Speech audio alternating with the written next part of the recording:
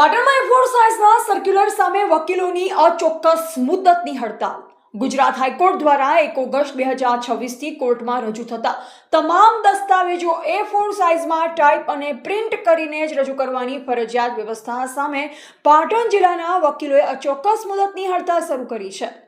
Rural બાર એસોસિએશનના પ્રમુખ RD દેસાઈએ જણાવ્યું કે આ નિર્ણયથી ખાસ કરી જુનિયર વકીલો અને સામાન્ય અરજદારોને આર્થિક તથા વ્યવહારિક મુશ્કેલીનો સામનો કરવો પડી રહ્યો છે।